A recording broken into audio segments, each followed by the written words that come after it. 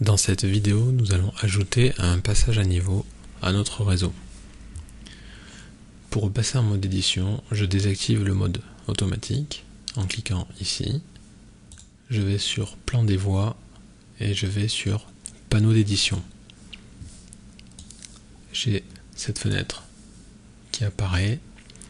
Je vais aller chercher le passage à niveau.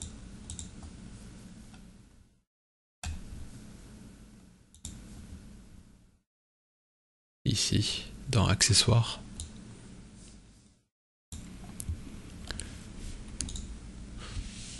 Je le fais pivoter en appuyant sur la touche Alt et R.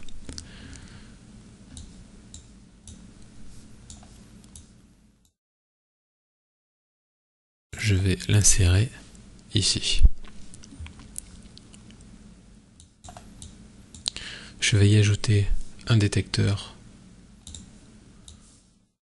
pour le déclencher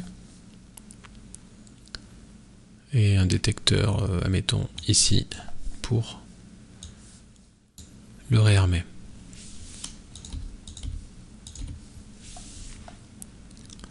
Donc, comme nous avons fait pour les autres, nous allons commencer par nommer les détecteurs pour pouvoir mieux les retrouver. Donc je vais l'appeler passage à niveau 1, annonce. Je vais lui donner une adresse.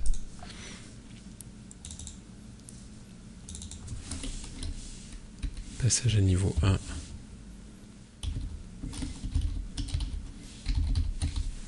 Réarmement.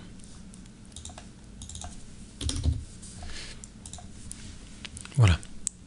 Maintenant, je vais aller sur le passage à niveau.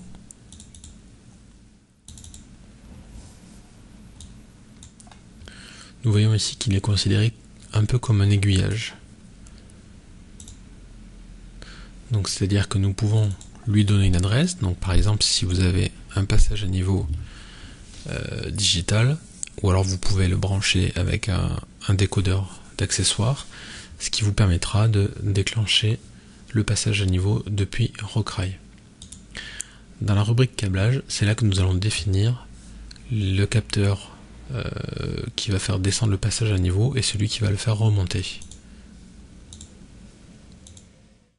Donc j'en prends un dévié annonce et droit réarmement. Il se peut que ce soit inversé, nous allons vérifier.